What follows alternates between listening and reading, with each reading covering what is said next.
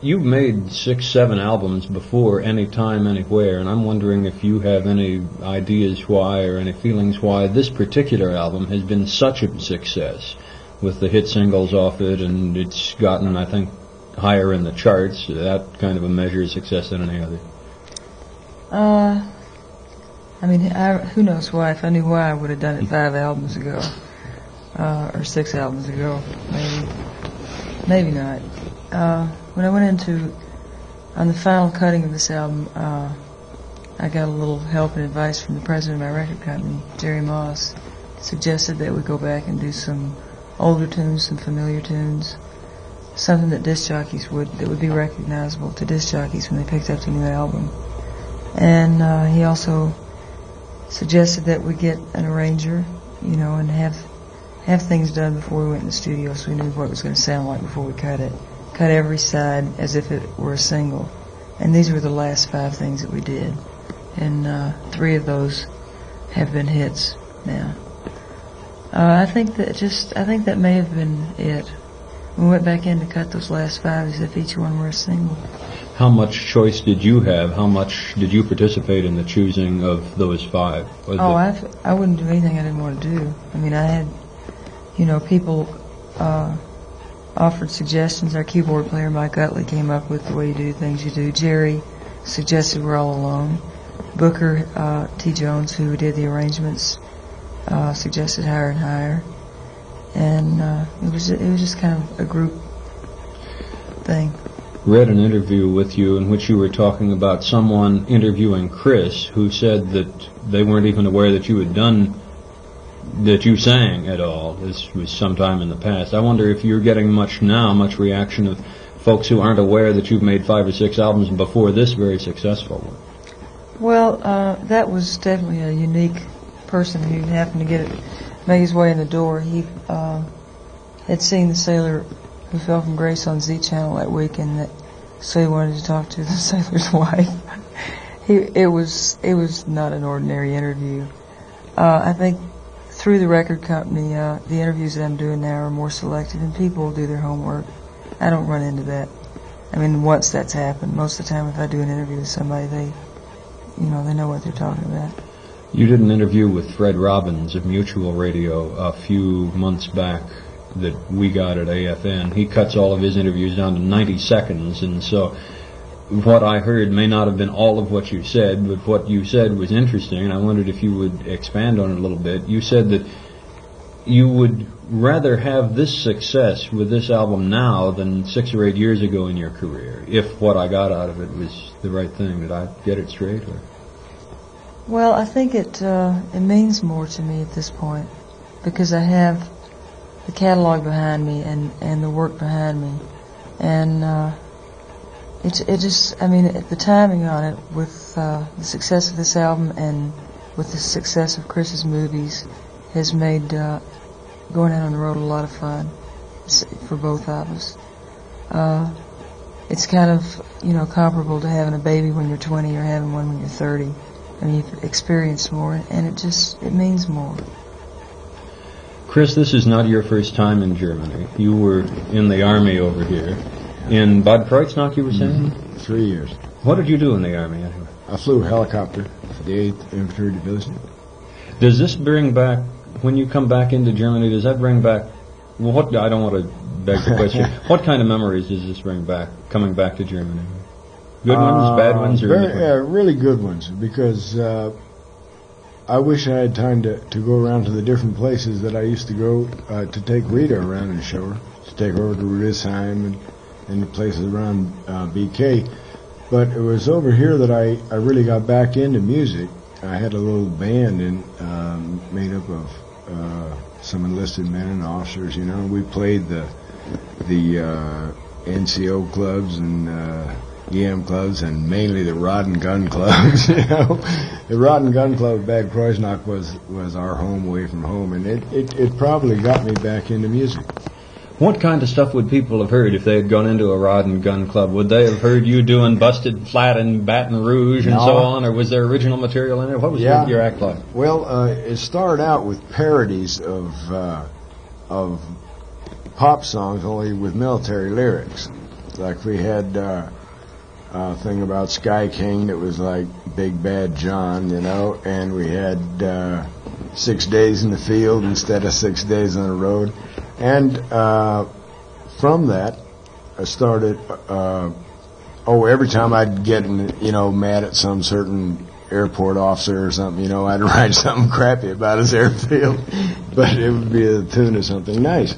And from there, I started writing some of them out. We did also, a lot of everything we'd hear on Stick Buddy Jamboree, we'd tape them and then learn them, because most of the guys in the clubs were country fans, as we were. And then I started writing some of my own songs, and would do them too. Any titles that we'd recognize that you wrote over here when you were here before? Not unless you served in Vietnam. I heard a couple. I didn't serve over there. I'd gotten out of the Army in June of '65, and I found a tape about 2 years later to come back from Vietnam with some guys. Boy, I can't remember the name of them, but it was a group of soldiers singing 3 of my songs. One was called Sky King. The other might have been Finton Tower. I don't know. And I don't know what all miseries were made of this. These were just Army parodies. Nothing that I wrote there survived. You have drawn upon your own experiences, or you seem to have drawn upon your own experiences a lot in the songs that you've written. But in the last 5 years or so, give or take, your experiences have been maybe a little different from sweeping studios, floors in Nashville or whatever. What do you use as fodder for your songs now? Well, experience still, I got 40 years of it to look at, and even when I was writing while I was a janitor, I wasn't just writing janitor songs. I was drawing on my experience in Texas, and gosh, I've worked construction in Alaska and Wake Island and California, and I've been all over the world. So, and you still draw on that now? Well, yeah, and of course, I'm still experiencing things now. It hurts just as bad to be hurt, whether you're looking at it from a place like this. Well, no, it doesn't. That's a lie. This is much easier to stay in a place like this than in a crappy dump. I promise you that. I don't have to show up for work at the same time. The Army, I didn't write too many songs on because there's not a serious ones, because there's not a whole bunch of excitement in a daytime job, unless you want to do a Johnny Paycheck and say you can take this job and shove it, but you don't do that in the Army. Wonder how much influence you two have on each other's careers as far as deciding what you want to do next or where you want to go with what you're doing. Do you sit down and talk it out, or is it very much an independent thing? How does it work with the two of you? I think it started out an unspoken thing. I know that, well, I didn't even have a drummer when I met Rita, and our band now is a combination of mine then and hers then. And I know myself, I think I've learned a whole lot musically from the experience. I don't know how much Rita got out of it, except exposure to a bunch of audiences that she might not have been exposed to at that time. And I also learned about her style of recording, which is quite a bit different than recording in Nashville. As for me, I think when I met Kris, I was jolted from the world of rock and roll, which I had come so recently, back into simpler, a more honest kind of music that he was doing when I met him. And from it, I think I learned that I didn't have to be a rock and roller. I could sing ballads, and I could do the kind of music that felt right to me. And a lot of it came from just sitting down and listening to his music, listening to the simplicity and the honesty and sensitivity of his writing and the people that he listened to. I mean, he made me once again, I was from Nashville, but I've been away from there for so long. He gave me once again an awareness of that whole style of music, you know. I mean, suddenly George Jones was a new person, you know. I've been away for so long.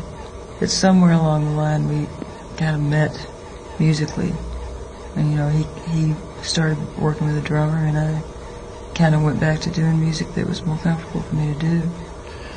For those of us who have never made an album, I'm just curious, do you listen to each other's earlier records? Do you sit around ever and listen to either your own things or each other's things at all? I don't listen to my old records, and I probably listen to his more than I do mine. More than I do. Do you, when you listen to his early records from before you knew him, do you hear in the message he's putting across, do you hear the Kris you know now? Yeah, I mean, you know, the person is there.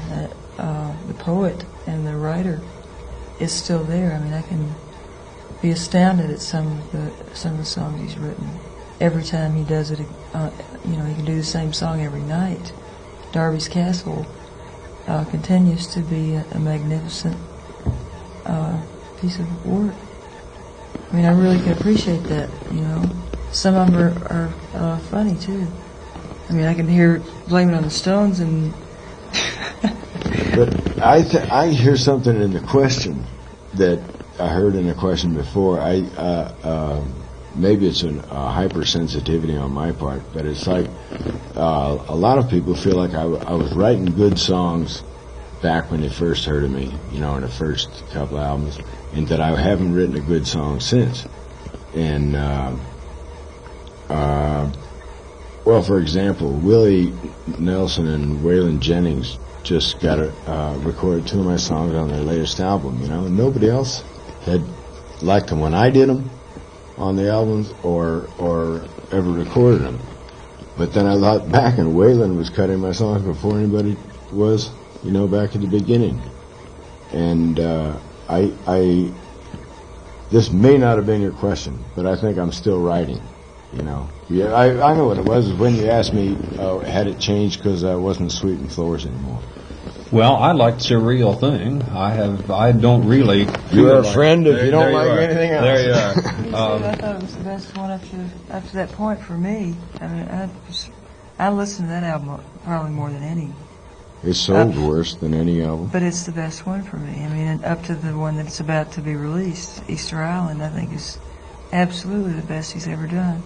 Well, but no, I wasn't trying to get the dig in the back door. Well, but I did want to ask you about one aspect of that. You right now seem to be kind of the victim of this rock critic syndrome, which is that if you have some commercial success, in your case in movies particularly, then what you do can't possibly be good anymore. How do you cope with that? How do you react to that sort of thing? Well, for a while, real bitterly. It started really back with my third album. It was the first time I just got some real, first time I got real hostile press. You know, it was naturally with Rolling Stone, and it was for a while. Even in fact, I haven't really seen the change, but a lot of people figured that I had stopped writing them because I was doing movies and everything. I think that I deal with it better now just because I've got a better hold on myself. I'm sure it still hurts when people say that, as they did in Rolling Stone on my Surreal Thing album, it says it's crap on vinyl like this that makes you wonder how come nobody still buys the old 50s records or something like that, you know?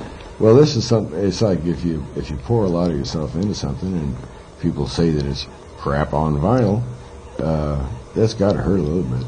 But I think right now, maybe it's because I'm older, but it's just that you realize how little any of it means anyway. You know, we're pleasing people when we're performing now, much more than I was when I was drinking. Well, people are enjoying the shows. We're enjoying them. The band's getting off, and we seem to be just on a nice cycle of positive stuff rather than negative. And I think also that the Star is Born reviews cured me of reviews. The way that they ripped Barbra Streisand to pieces in just about everything I read. And to me, I thought she made a good movie, you know? So I figured that these people don't think the way I do, so why should I be terribly upset if they don't like the things that I like? They might not even like my wife, you know? When you look back on A Star is Born now, from where you are right now, has it been worth it? Would you do it again, knowing what you know now of what it is, the changes it has made? Definitely. Why? No question. Well, for one thing, it made a big difference in my life. I was able to look up and see things that I'd hoped I could do, and I did do. It's made it coincided with Rita's success on her records in that it's filling the concert halls, and it must have given me more confidence. It kicked me off the sauce, for one thing. It just, I learned an awful lot about responsibility in it. You know, things that I held against Barbara at the time, I've come to understand since. And although while I was making it, I might have told you I'd never make a movie again, let alone with her. I would gladly work with her again. You know, because she's a friend now. She wasn't then. What kind of a change did that and what's come since then make in your lives as far as privacy goes? We have to fight harder for it. How do you do that? Well, it gets increasingly harder as the demands, come in. I mean, every day for both of us.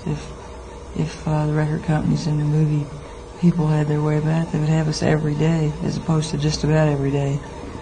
It gets harder for us to find time together. We have to just at some point say, okay, nobody's going to be able to reach us for 2 weeks, and which 2 weeks coming up pretty soon. We just have to just that's the hardest turn problem. it off and just hide, just go away and try to be together. Where do you go when you go away? No street addresses, please. Somewhere in Hawaii, somewhere in the Pacific Ocean. Somewhere in the Pacific, say. What kind of a show are you bringing over here this time, anyway? We hope it's terrific. We hope it's great. I know it's great. It's yeah. Take it away. Take it away. No, we had two tours with basically the same thing. It got better last summer, and then the fall with more new material. Well, what it is basically, do you know Billy Swan? Billy opens the show, and he's in the band for the rest of it. Then I take the first half of it. Then Rita comes back after the intermission and takes half or better than half of the second half. Then we finish out with duets, and it builds real nice. It just the band is so good. I wish I had my latest record and hers to play for you, because they're playing on it, and they're so good you can't believe it's the same band from cut to cut. They're so good at everything. It's amazing we haven't had them stolen from us. So I guess it's just because they've been with us so long that they don't want to leave. But just judging from the reaction that we've had in the States, as opposed to a couple of years ago when I went through sort of a down period, I can't help but think that they'll like it. The only doubts that I ever have over here are the same ones I had like when we were in Japan, is that whether people will understand. But I have fewer reservations about it now, because they can get off on Rita, and they can get off musically on my part, which before, if you didn't understand the words, you were up a creek. You know. We're looking forward to it. I mean, they're up dancing at the end of the shows now. That was inconceivable before. We didn't have a drummer. We didn't even have a drummer the last time we were here, but it's still it offers a real variety of music, because Billy's I don't know how familiar you are with Billy Swan, but he's very pure, he like when he's 16 he wrote "Lover Please."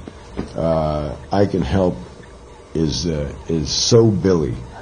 I mean, that's the way he is. He's probably one of the last innocents in the world, and he gets it off to a good start. And my stuff is just my material. Only I think it's done better than I've ever done it. You know, I think you could like it even if you didn't belong to my family now. And Rita's is a step up from that.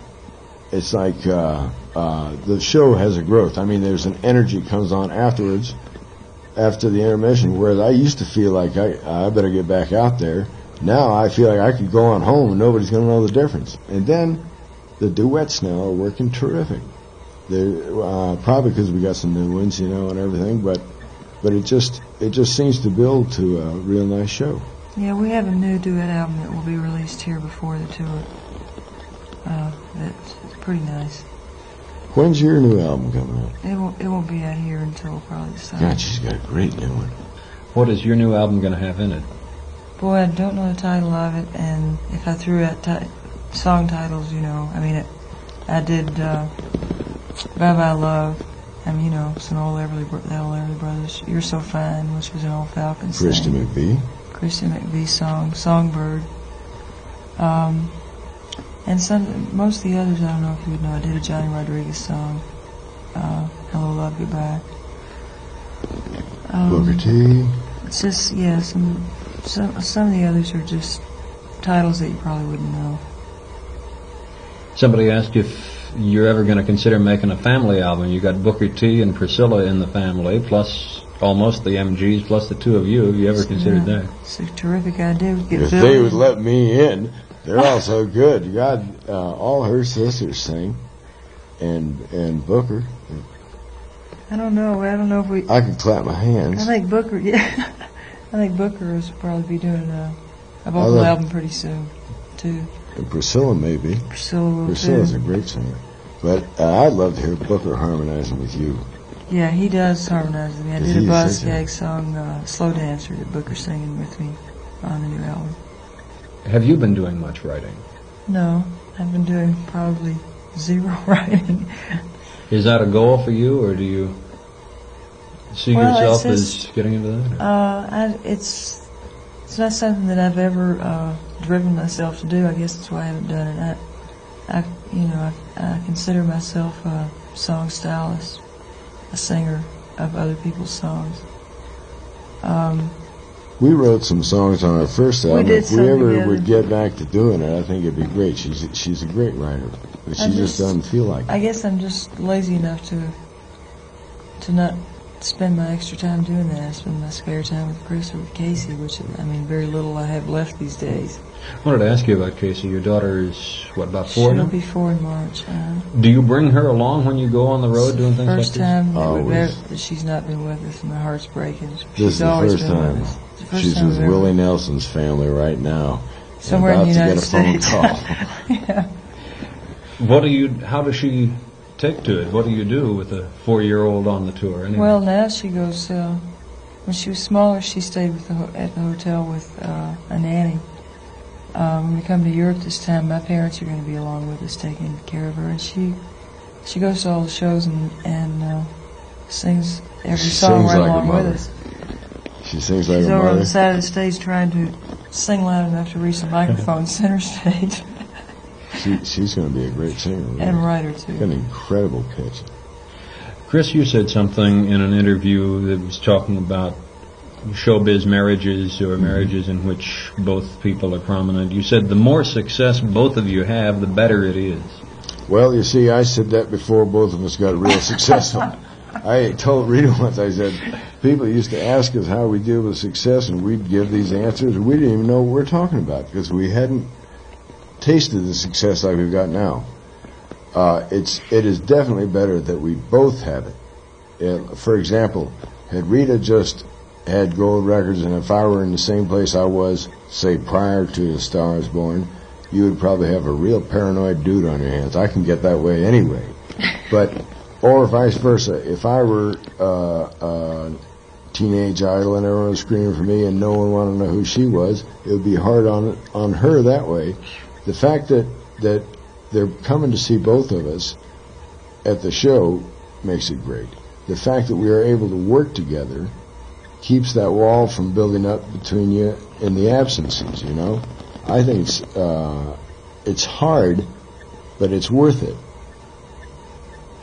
Talking about Teenage Idol, I don't know about that, but I mentioned I was going to be interviewing the two of you, and two secretaries got weak in the knees, and I think it was more at the mention of your name, Kris. How do you deal with that, Rita? Does that, after a while, get to you, or how do you keep that from bugging you? Well, I wasn't there when they got weak in the knees, so it didn't bother me at all. But the whole idea. It's, I think most of the time it's harder on Kris maybe than it is on me, you know, because I can jump in the elevator and get on up to the room. You know, he's the one that has to actually deal with hysterical females.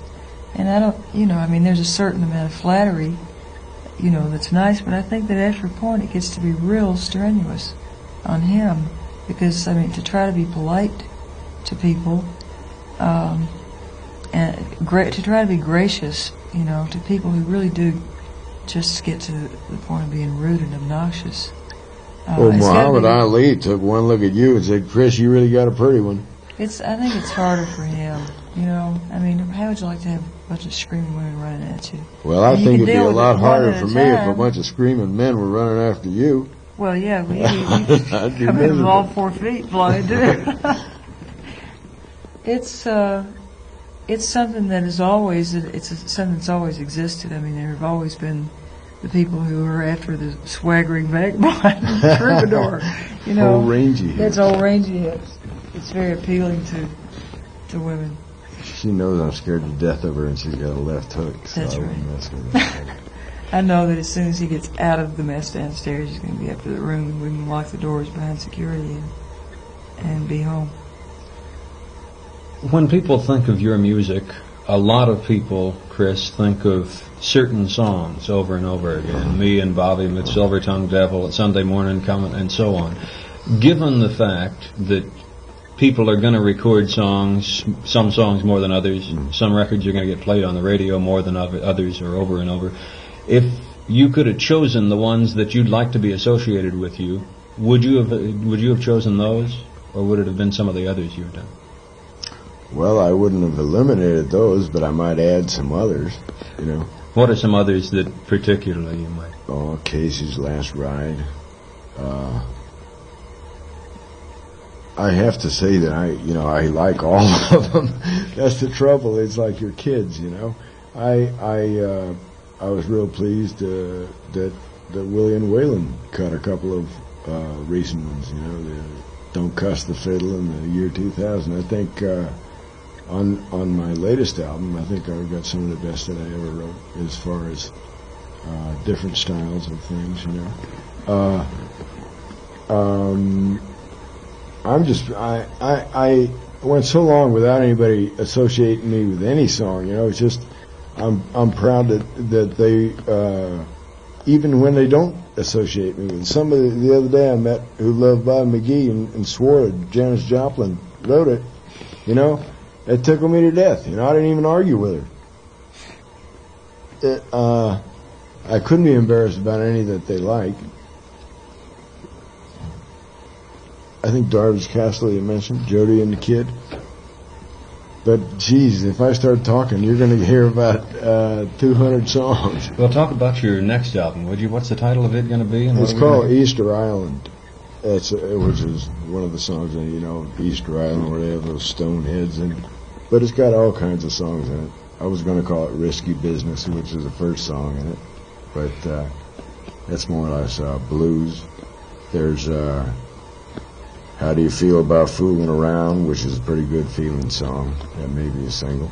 It's there's every kind in it. I think the prettiest lullaby type song I ever wrote was Forever in Your Love, which is on it. I wrote some with Mike Utley and Stephen Bruton are in the band, and was real pleased with them. You know, it was like one that I wrote really for Sam Peckinpah when I was doing a movie for him, and called The Legend. I think it'll be a theme for the movie coming out, The Convoy, but I don't know if it will. But it's it's like a Viva Zapata revolution song, and I'm really proud of it. It's difficult to say what kind of songs they are, though, because I couldn't have told you that on my first album. It just depends on who cuts them. Like Bobby McGee is a different song. As that guy pointed out before, he was saying he didn't like mine, but he liked Janice's. I said, I'm right with you. You've had success in movies. You've had success as a songwriter, as a singer. You've been the host of Saturday Night Live. What else is there that you haven't done yet that you'd like to do? I would like to write a screenplay and direct it. That's not within the next couple of years, I don't think. I'd like to write a novel. I'd like to paint. I like to get my act together at home. I find more and more that I need less and less outside of the house.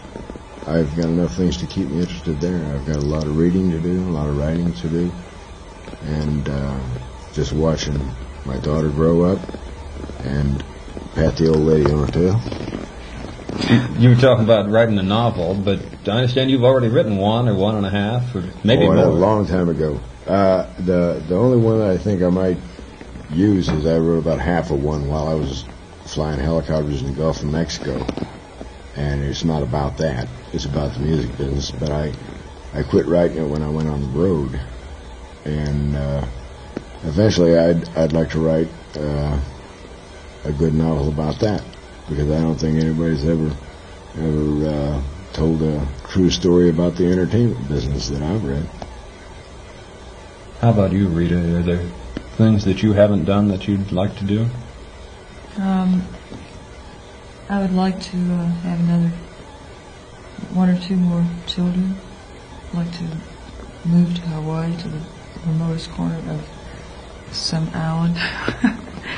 And I would like to get back. I majored in art in college. I'd like to get back into some lithography and some painting. Who knows, boy? Write a book. I don't know. The possibilities are endless. I don't know what the options will be. If I direct a movie, she's got to be in it. Yeah. I just have to wait and see what new media we will come up with and new art forms, and see how far in space we're going to get before I die, and then I'll let you know. I'd like to keep making records as long as people make records. I'd like to be an astronaut. You want to be an astronaut? You never told me.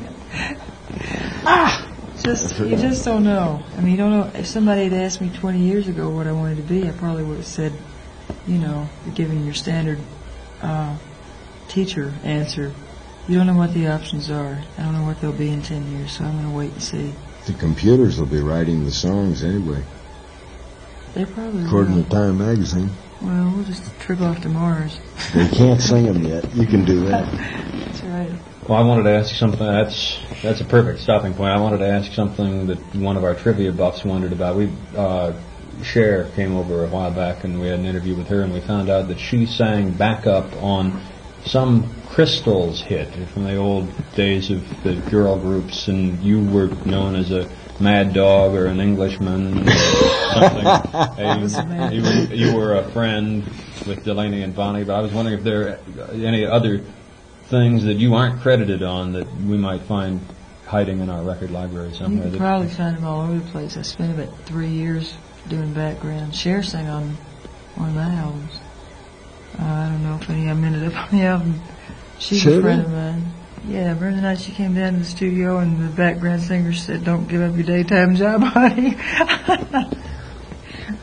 She's terrific. I worked with Boz Scaggs 6 or 8 years ago. I worked with You sang under Ray Charles, didn't you? Ray Charles. I did studio work in L.A., which covers,